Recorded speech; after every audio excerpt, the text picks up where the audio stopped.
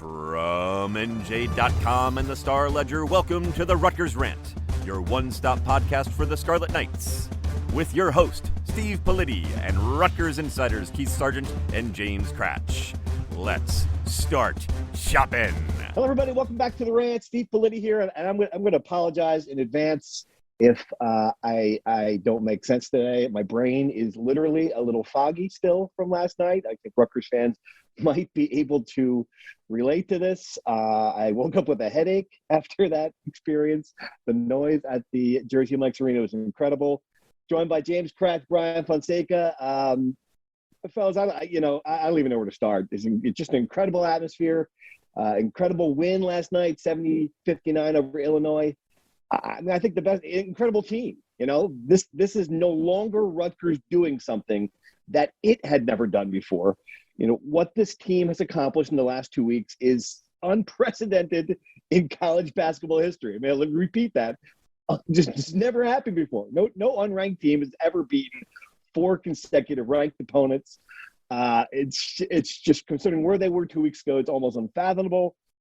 Cratch, I want to start, though, just at the rack. And you had a great scene piece from that building last night, the atmosphere there. You know, it really did remind me of some great games I saw at Cameron Indoor Stadium. It was an elite college basketball atmosphere. It was. I mean, there was a scalper outside Jersey Mike's Arena. Like, think about that. A couple weeks ago, a scalper. And it didn't seem like he was a scalper who was selling extras. It seemed like he was trying to get them. There were no tickets available.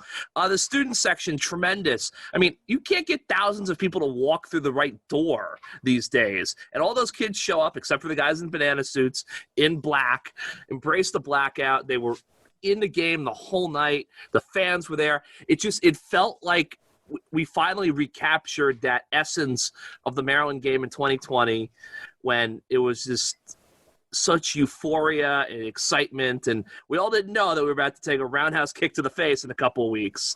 But it felt like that night there finally. And I know, you know, when they beat Michigan State, Ohio State, even Wisconsin, those were like great moments. But this was a validation that I don't want to say it's the greatest story ever told just yet, but they're getting to the point where it feels like something very, very special is happening. Right. And I think that part of the reason the crowd was the way it was because of how the season unfolded. If they were just simply a good basketball team this entire way, and there was, you know, and they didn't have that incredible fall early on. I mean, I think the fans are just sensing something special is happening in this turnaround.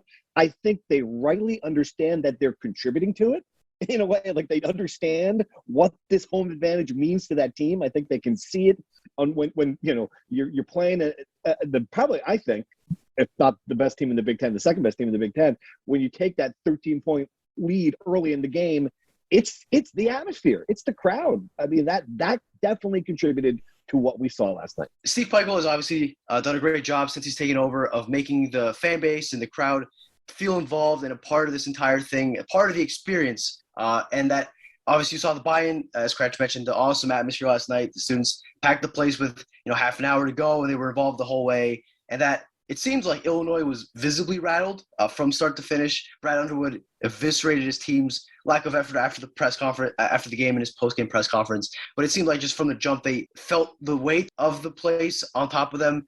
Underwood talked about how great the atmosphere was coming in. I'm sure he prepared his players, but no matter, it seemed to affect them. And I agree with the way this feels is because of the fall and the rise of this team. I think nobody would be surprised, maybe a little surprised, if the overall record had it gotten the way people expected, a great January, and they start falling in these games in February, it gets a lot harder. But they lost all the easy games, and now they're winning all the hard games. They're doing everything completely the opposite. And they're in a position that nobody, and I mean nobody, outside of maybe Steve Pikiell, the guys in that locker room, and the 7 or 8 delusional fans who think Rutgers is going to win every game no matter what. Anybody outside those guys, nobody expected this to happen. And maybe Andy Katz. Everyone else counted this team out. I wrote that they could not be in this position unless they did a run like Michigan State last year, like Providence 2 years ago, and now Rutgers is that team, the one team every year that has this miracle run. They're the darlings of college basketball, and they might win the Big Ten. I mean, who knows? I'm not counting this team out. Not after this week. I mean, who knows what this team could do? Yeah, you mentioned it's funny. Like this really wasn't an example of people overreacting to one bad loss. I mean, it was 7 of them. I mean, it's just there's so many games where when they lost to Maryland at home, like, well, that probably does it. And when they've lost at Northwestern, you're like, all right, where are you going to get road wins now? I mean, it really did look grim. Kratz, watching that team last night, what struck me about this was it's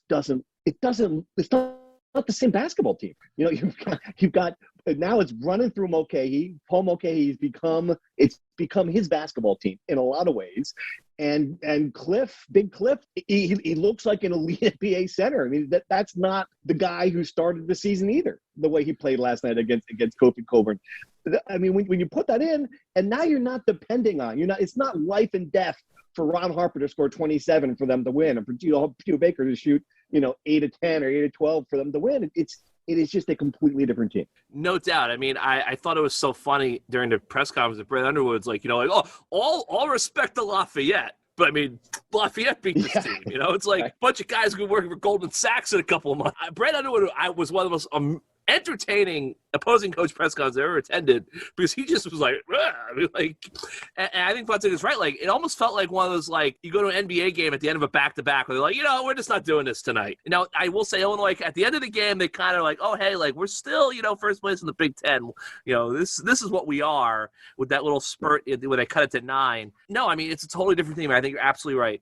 Paul, I think we've all expected Paul was going to become the face of the program at some point. He took it over. I really think that Paul emerging and Cliff has almost brought Ron and Gio back into the fold, and everyone's playing better now. And Caleb McConnell is tremendous, best defensive player in the Big Ten. It feels like it took them a while to figure it out, but once the light went on for Paul, everyone else followed. Yeah, and that's totally and. What he's been able to do, and Cliff, I talk about, hilarious Brad Underwood in this press conference. After we asked him about Cliff, and he essentially, just talks. Well, that's what a pro looks like. He's walking out of the room, and under his breath, he just says, "And for my hope, I'm hoping he better declare." It's when he says as he's leaving. So if Cliff needs an agent, he can find one in Champaign, Illinois. But that stretch, Brian, that when Cliff had the reverse alley-oop dunk, which looked like it was a mistake. I'm not sure he was trying to do that. Like why would you try to do that unless you're Dwight Howard? What are you trying to do? It looked like it was a mistake. And then he had a left-handed bank shot for a basket. And then the next possession, he has a right-handed layup.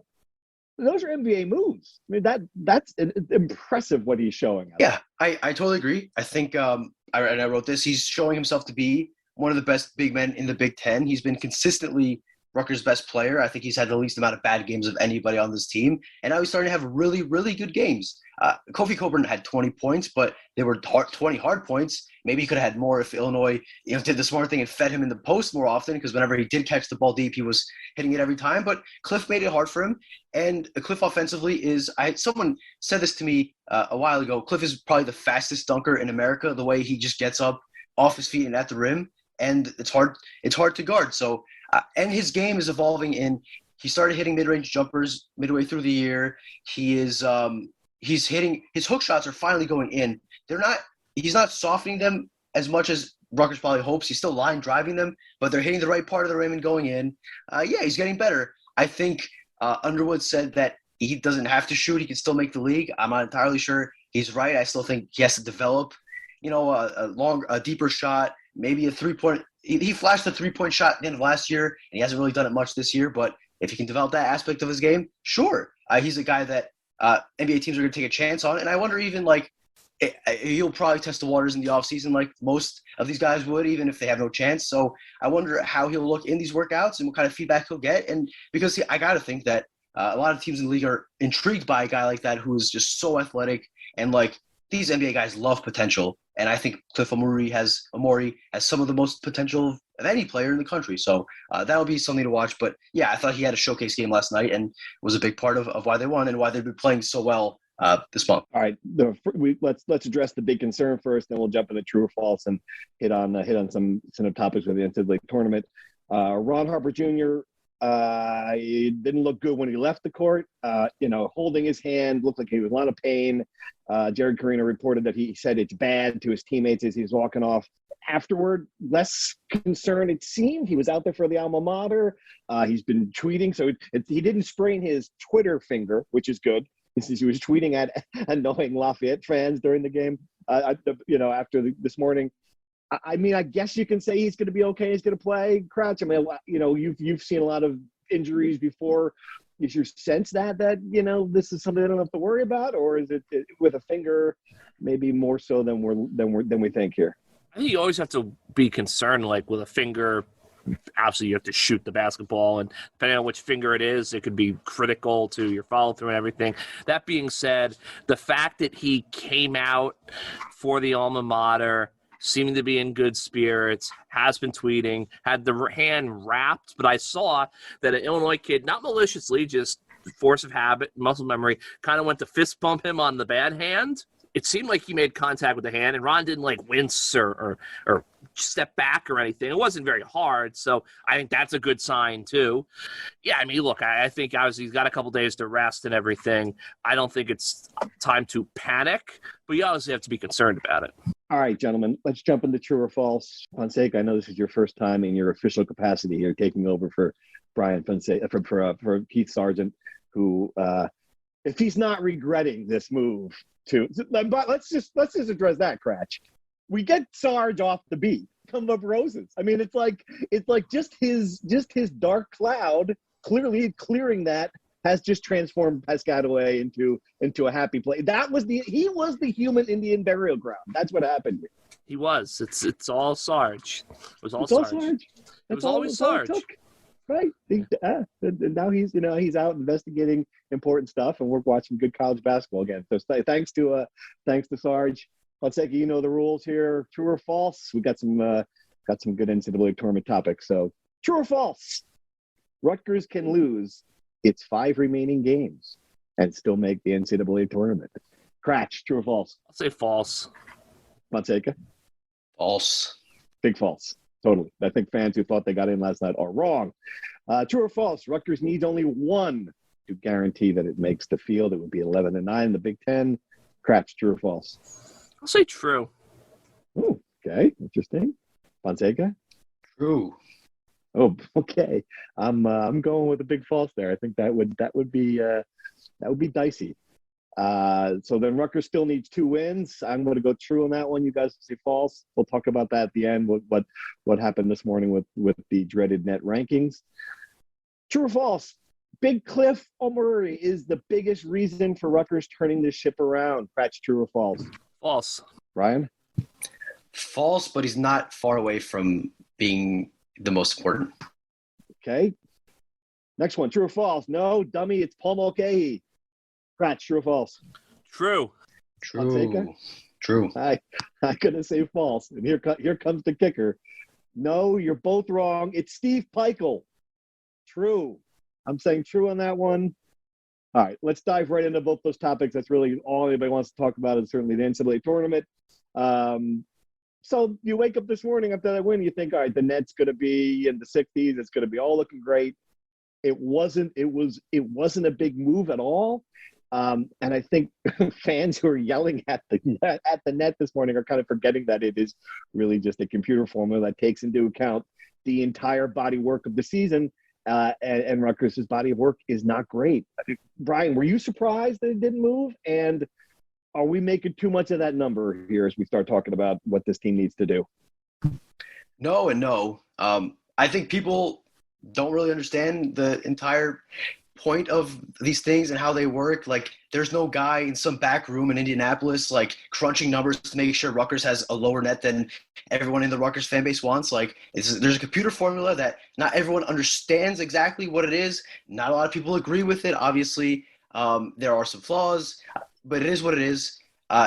It's very important that Rutgers is where it is in the net. No team had made the net in the 80s or below, right? And Rutgers was way off that mark, 3 weeks ago when they were in the 120s. So it's important, and I think people should try to understand what the net is. A lot of the formula is efficiency margin, how well you play and how you beat these opponents. Rutgers won the game by beat a quad one opponent by double digits at home. That's good. Beating a quad one team on the road against, like, for example, if they beat Purdue on Sunday, will be a lot more important. There's a reason they jumped so much after beating Wisconsin on the road. Road wins matter. It's hard to win. As everyone that's come to Piscataway outside of Lafayette, Maryland learned, it's hard to win road games in college basketball. So you'll get rewarded for that. And the margin of victory matters. Rutgers played 5 teams in the 300s on KenPom. They went to overtime with 1. They lost to 1. And these are at home, mind you. So you have to perform well against bad teams. That's why Iowa, everyone's freaking out they have a high net. It's because they played a bunch of bad teams and destroyed them. And whether you think that merits a high net or not is a different question, but they did what they had to do against these bad teams. Rutgers did not. It's almost as if people forget that Rutgers had a terrible 3 months to start the year, right? So it is what it is. If Rutgers keeps winning, their net will keep improving. They'll make the tournament. It is what it is. But I would like for people to try to at least understand what the net and KenPom and all these great useful tools that have historically worked, understand what they mean instead of just whining that Rutgers is 60 on KenPom. Right. I guess the one thing is you wonder how much they're going to use in Kretsch. That's the other part of it. Because it is a committee that makes the decision ultimately. Someone somewhere is watching basketball, and someone somewhere is watching this team and has to acknowledge that it's one of the best, Yes. Not 68, one of the best 20, 25, 30 teams.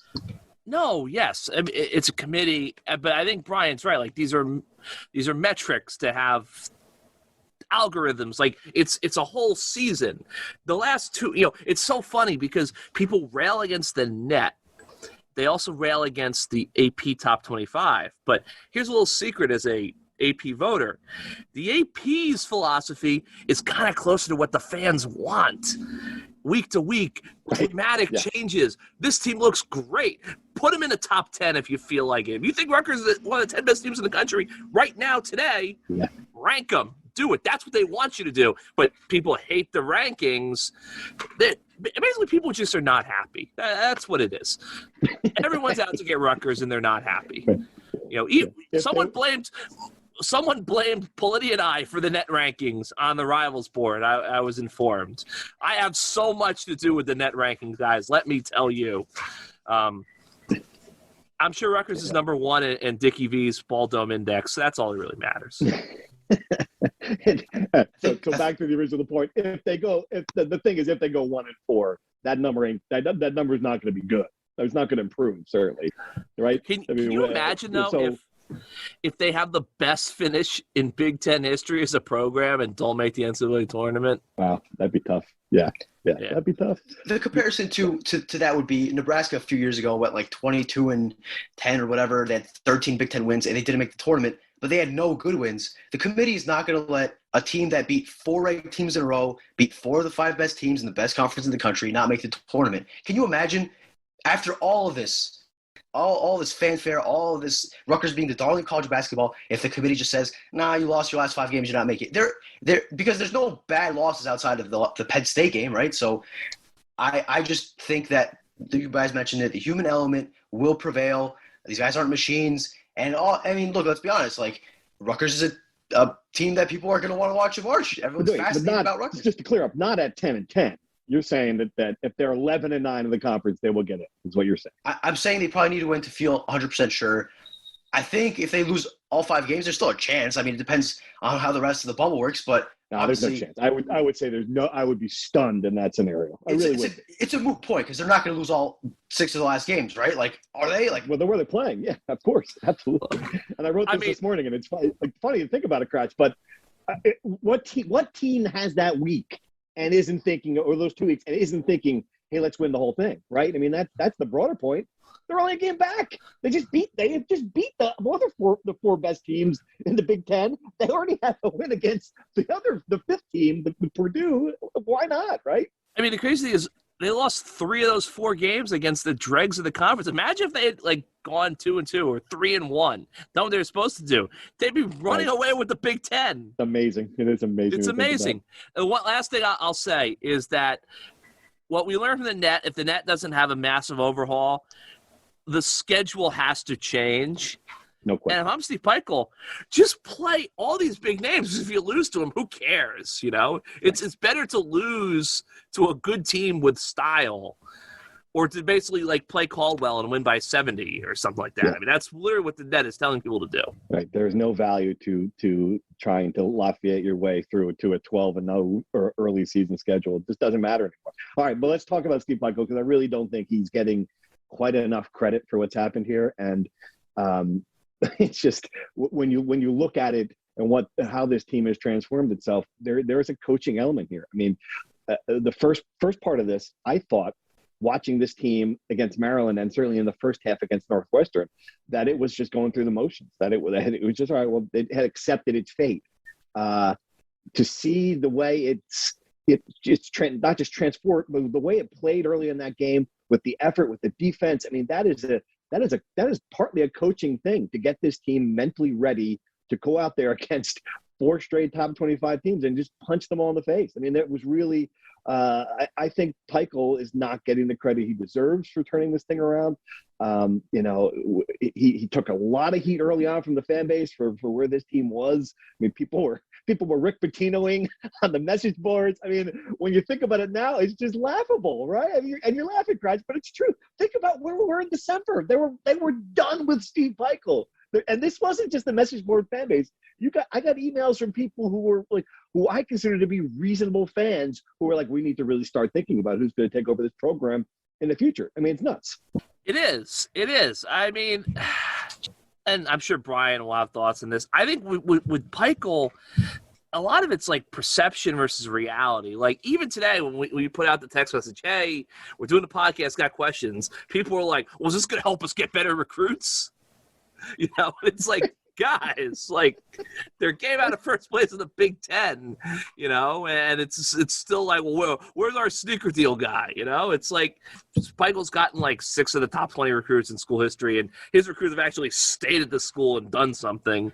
People are like, why can't he recruit the top kids in New Jersey like Greg Schiano? Well, I think it's like he signed like 4 or 5 off the top of my head. I forget the exact number of the top 10 players in the state since he got here. It's the whole thing is just, he's a great basketball coach.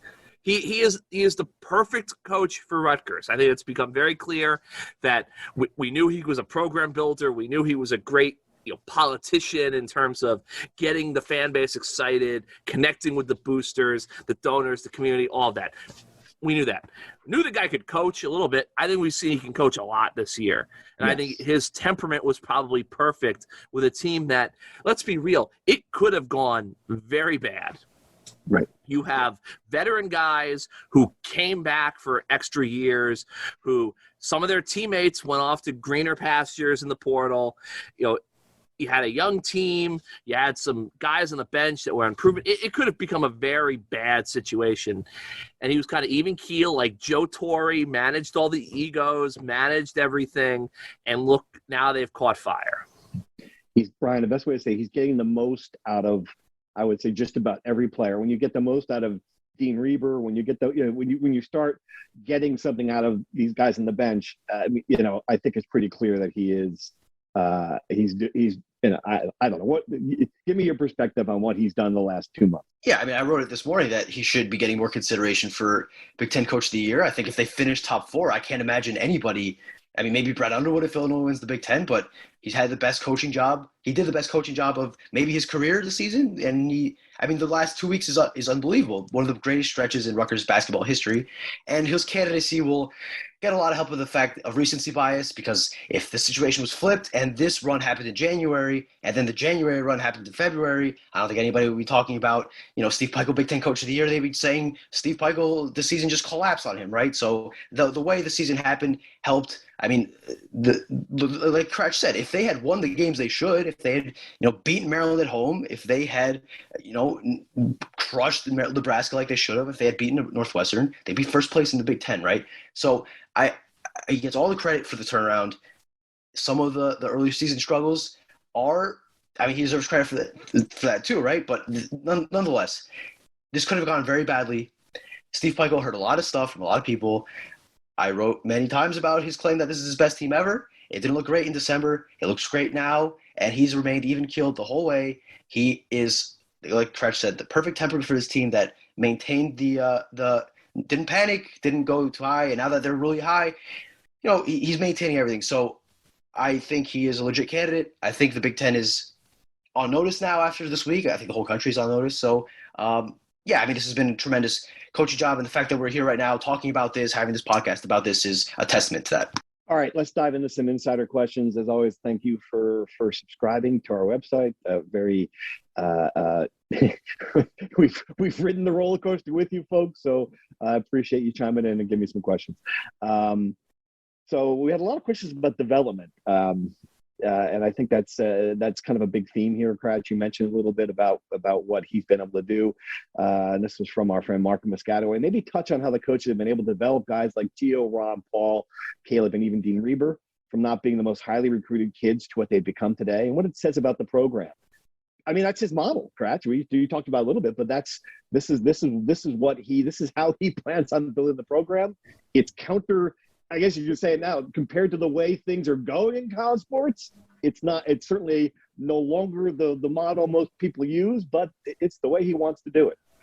Yeah, I think that's something to add to what we'd say. Like Steve Pikiell he is very comfortable in his skin. He is the coach he is. He is a guy who is not going to drastically change his philosophy, it seems, and it's working for him. I mean, basically, this is as long as they close this thing out, this is basically 3 straight NCAA tournament teams, like at Rutgers. Think about that. Yeah. So, like, yeah. Three in the last 40 years before that. Yeah, exactly. Yeah. So I think the development is great. I mean, I also think you got to give him. I think one of the things I've been most impressed about since I've been covering Pikiell is that he identifies these guys so early on in the recruiting process, and he closes them out. Paul, Ron, Cliff, he said, okay, I'm going all in on this guy. And then he builds a relationship, and he closes them out over 4 years. And you never have that situation like you see in other sports where, you're doing great with a guy, and all of a sudden he blows up, and, here's Calipari's here, Coach K's here, boom, it's over. You take him all the way to the 1 yard line, and it's done. He doesn't let that happen. He gets in, he identifies. He doesn't screw around chasing guys that are never going to come to Rutgers, who don't want to be at Rutgers. He finds the guys, he identifies them, he gets them, and he develops them. I mean, it's an incredible way he's done it. I think it's fair to have some questions about how sustainable it's long term. It's fair to have some questions. I said a lot. I think it's going to be a cyclical program. Maybe, I thought it was going to be a little bit of downslide this year. They're back up again, obviously. At some point, there's going to be a year where it doesn't all come together, potentially, and they struggle, and they're 500-ish, or they're sub-500. The big key is going to be, when that dip happens, how quickly can he crank it back up? Well, here's the next question from Jamie in Sioux Falls. It goes nicely into this. Has the immersion of Cliff and Paul and Dean Reber to a lesser extent taken the edge off the fears of a huge drop next season after Gio Baker and Rob Harper move on? Brian, that's a great point. I mean, now you're seeing that, and I talked to Mulcahy last night and asked him about it, and he admitted that there were times that he was playing into the perception that he is a role player. Then he realized, what? He wasn't a role player in high school. His entire career, he's been the star of a team. And if he flicked the switch or whatever he did, or if someone told him to attack more, to be more aggressive, he's kind of had this moment where it looks like, okay, he could be a Big Ten. He could be a leading man in the Big Ten. We know Cliff can be we've seen it. He's got the talent. When you look at this roster going forward after this season, do you see the pieces now for this team to succeed next year as well? They certainly have a good foundation between those two guys, assuming they come back. You never know with this modern era of the transfer portal with Cliff, if he tests the waters and gets good, you never know. I mean, I'm not reporting anything here. I'm not trying to hit the panic button for anybody. I'm just saying always go into the offseason in this new era expecting the unexpected. You never know. That being said, if Paul comes back, if Cliff comes back, if maybe even they get Caleb back, he hasn't made his decision yet. So if he comes back, you got a great core there of proven guys in the Big Ten. There are a lot of still holes that I would point out in this roster. Gio and Ron Gio's not coming back for sure. He has no more eligibility. Ron's probably not coming back. Those are your two best scorers not coming back. So Paul is dishing like 7 assists a game. A lot of those are going to go away if you don't find a guy that can score at the level that Ron Harper does, which is easier said than done, obviously. But Rutgers will have to hit the portal and find some proven talent, because yes, the other guys are developing. Andre Hyatt showed a lot last night, had some great hustle plays that were probably underrated by most, but he hasn't proven himself to be a scorer, right? And Jane Jones, if he comes back, is he going to be able to take that step and score at the level that he was projected to as a recruit, right? A lot of those questions are unanswered. Can Steve Pikiell grab talent out of the transfer portal? Can he replace it that way? That'll be a big question. I think the foundation is there. I don't know if they'll be able to, build a rock. Maybe next year is the down year that Cratch talks about. The cyclical part of it maybe hits the downturn, but the foundation is there. And as long as you have Paul Mulcahy playing the way he does, Cliff playing the way he does, I think the floor is higher than the worst Rutgers teams. I think they could get out of the bottom four. Like certainly, I don't think it'll be that drastic. It all depends on how they rebuild the roster in the offseason and how kind of everything shakes out. Got to make sure the coach is still here too. Oh boy, you've been waiting for this, Brad. You've been looking for a spot to plug this in. The Rutgers fans right now are sitting there. Oh, everything's great. Wait, what did Cratch just say? Wait, what? Look, what was that? I don't think Steve Pikiell's going anywhere. But I've always said, if you draw a Venn diagram of the places that would want Steve Pikiell to be their coach, the places that Pikiell would potentially want to be the coach at, fit him geographically, philosophically, and most importantly, the places that can pay him a lot of money. Notre Dame, Georgetown, and Providence all are like maybe the only three schools in the middle of that Venn diagram, and they all might be open. Mike Bray is rumored to want the Maryland job. Ed Cooley's having a tremendous season at Providence. He's going to be in high demand. We know Patrick Ewing, that's going to end at Georgetown. Pikiell's got ties to the Big East. He's got ties to New England. He's got ties to Washington, D.C. Just saying. I don't think he's going anywhere, but I do think Rutgers is probably going to have to sweeten the pot at some point soon, because this could be the year where there's actually a realistic push nationally and his name gets mentioned. Just trying to prepare the Scarlet Knight faithful for that. Right, which would be a good thing in some ways, because you want your coaches to have. But yeah, let's see what he does with it. Does he pull a playbook out of Greg Schiano and come out and take that offer and turn it into something more lucrative at Rutgers? It'll be fascinating to watch. That's for sure. All right, another question we had here. Two questions about the atmosphere. That game was bananas in person last night. This is Joe at the Shore asking, what's your Mount Rushmore of loudest Rutgers sporting events? I love that. Great question. And then the second one was for the ACC, SEC alums. I guess that's us, Cratch. How do you compare the RAC to ACC, SEC venues? Is it louder? I know it's dated, but how do the vibes compare to the Dean Dome and Cameron as examples? All right, the first part of that, this to me was as loud. I mean, I hate recency bias, but it was as loud as I can remember the RAC. I guess the Seton Hall win went against a couple of years back. Was that 2017? Was one that I remembered. I wasn't there for all the games in the 80s, obviously, when Tom Young had it going on. Overall, I would put this on the Mount Rushmore with the Louisville game, which, of course, is still number one in football. And that Penn State game, the first year in the Big Ten, for me was just the atmosphere-wise night game. It's just an incredible crowd. Cratch, am I missing anything that off the top of your head you can think of? So for me, my time to beat the Mount Rushmore would be number one, and it is still the loudest I've ever heard the building. Rutgers Princeton Wrestling 2019 Super Bowl Sunday when Ashnell took Kolazic to his back.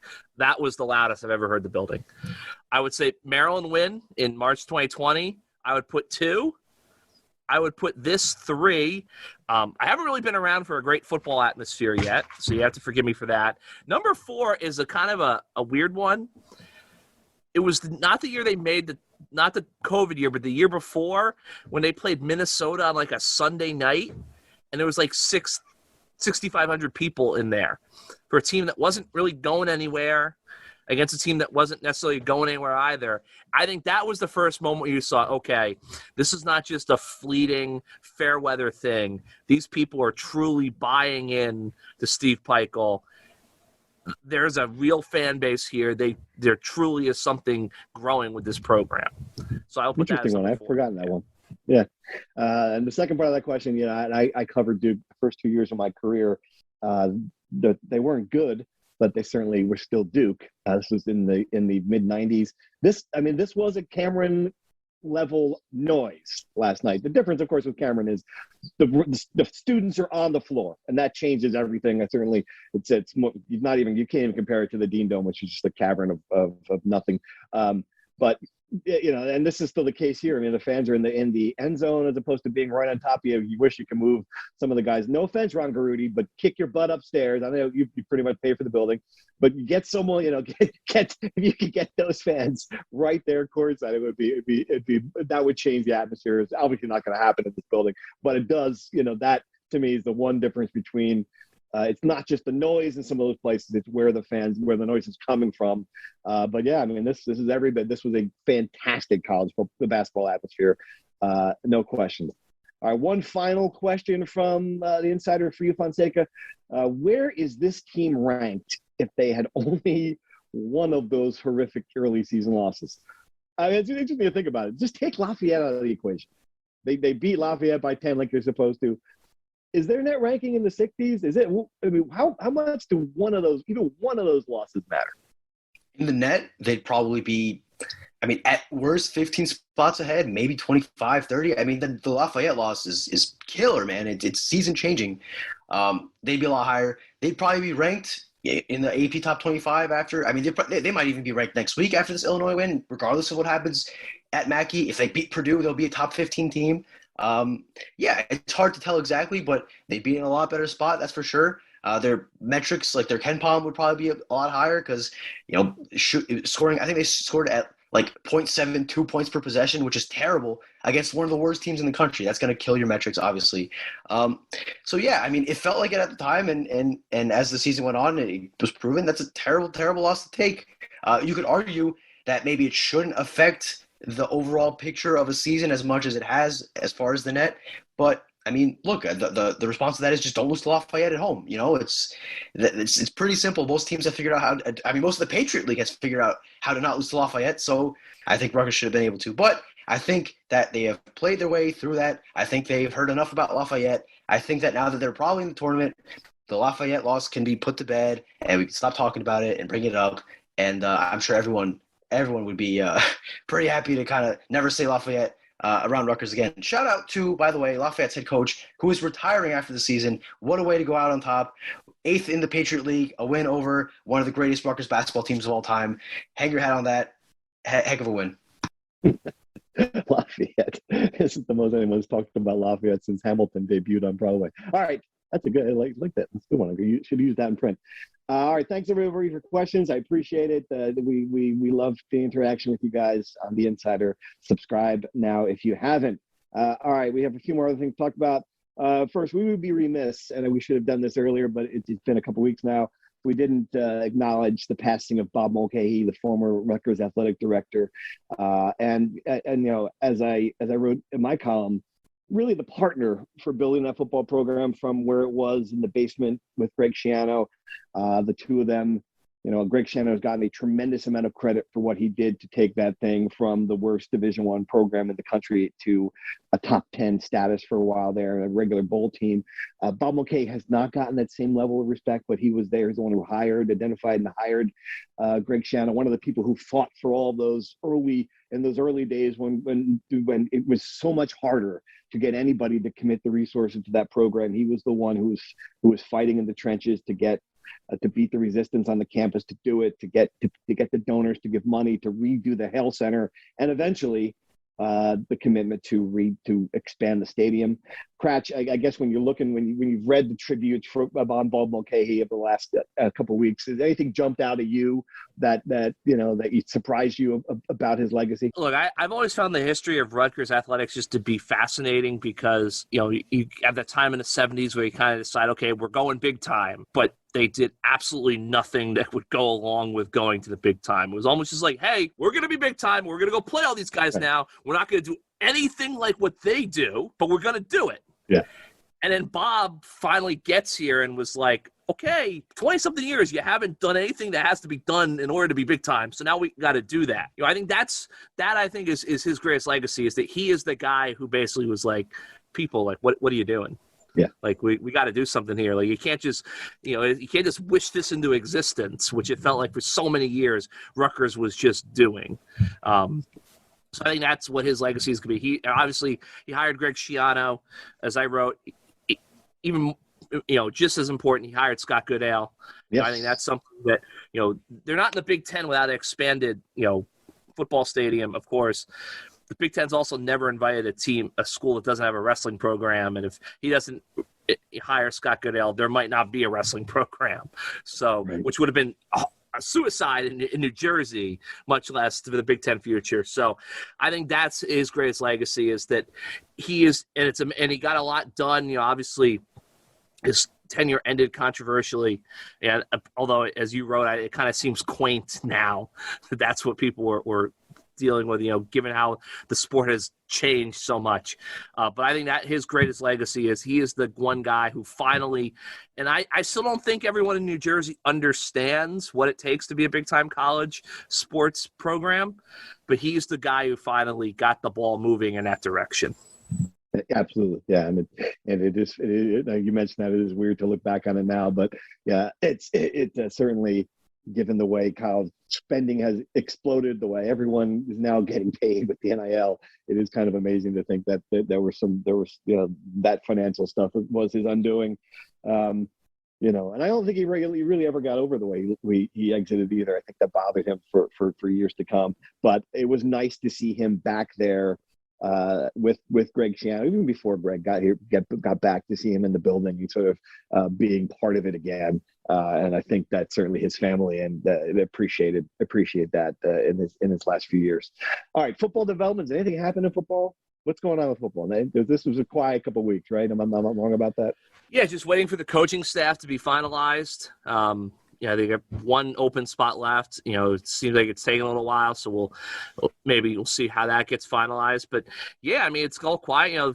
Recruiting's over. Staff is basically done for the most part now. Just waiting for spring practice to begin, and then it's going to be a really fascinating season for Rutgers. Obviously what they could do, quarterback between Vedral and Wimsatt, but obviously with the transfer portal additions, I can't remember when the last time we talked football on the podcast was, but with Taj Harris, with all the offensive linemen, this feels like a big portal year for Greg Schiano. Like the portal is going to make or break where this team goes in 2022.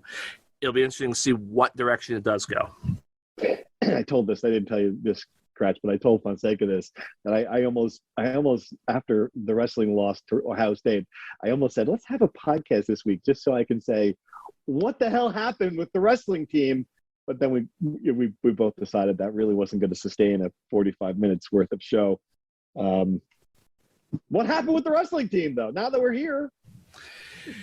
Yeah, I was out. I was away with my beautiful fiance who was honored and spoke at her alma mater, Richmond, so I was down south. But that was the moment where, when Anthony Clark wrestled a backup, was at a real, fighting hard all year long, 165, when he gets the win, I was like, okay, they're going to beat Ohio State. Of course, the one time I'm not in the building that Fonseca goes, they're going to have the biggest win in program history. But, look, they're struggling at 85 and 97. John Poznansky, Greg Bolsack. Bolsack kind of bounced back. We're going to have a big rivalry match with Princeton on Friday night. They should beat the Tigers, get the trophy back after the Tigers beat them for the first time in 30 years back in 2020, right before the pandemic began. But it's a big test, obviously, for Poznansky, for Bolsack, get those guys going, But at the same time, too, Sebastian Rivera has been arguably the most dominant wrestler in the country. So they've got a lot of good things going on there, too. I still think this is a team that's going to send, 6 or 7 guys to nationals, have, potentially four All-Americans, first time in school history. Rivera is a national title contender. Poznansky and Bolsack, interesting weights. You never know what could happen. Van Brill, obviously, and a top 10 finish in nationals. So they still have a lot going for them. But, man, that would have been a big moment they've been waiting a long time for to beat Ohio State. Fonseca, this is a good question for you, since we're going to have you at the end of these podcasts trying to fake a conversation about other sports. Where is your wrestling knowledge? We know you are. If we have to talk about the unlikely event, we have to talk about Portuguese soccer. We're covered. On a scale of 1 to 10, where would you put your wrestling knowledge? Because mine's about like a 2.5 now. Just listening to Kratz, where would you put yours? Well, I'd rather not talk about Portuguese soccer for the foreseeable future after the week we just had. But wrestling, I don't know what that means. Yeah, whatever. I don't want to get into it. We had wrestling. I'm okay. I kind of understand how the sport works. I knew what was going on while I was there. I wasn't just nudging the guy next to me like, what was that, a takedown? Or I know what's going on. I just I don't know the landscape of the place. I know Iowa is one of the better programs in the country. Oklahoma State, Penn State, all that good stuff. But I mean, I couldn't tell you the technical stuff. I can't tell you about leverage and why this move works with that move and what you should do. But I think I can hold my own. I'm not Cratch, but I can. You're like a 4 or 5. We'll put you on the scale 1 to 10. Let's call it a 5. Bang average. 5? Let's call it that. Give you a 5. Okay, that's fair. All right. Well, that's good. All right, so we will be back to talk. They're probably next week. I mean, obviously they got the game. They got the game in Purdue. Then they go to Michigan. This is an exciting basketball week. We have a relevant March. No matter what happens in the next games, it's going to be a lot of fun. And we'll be back soon to talk about it. For Kratz and Fonseca, for everyone from the Insiders, for Devco, thanks for listening, and we'll see you soon. Thank you for listening to the Rutgers Rant. To participate in the conversation and receive live updates about the Scarlet Knights directly to your phone, sign up at NJ.com/insider.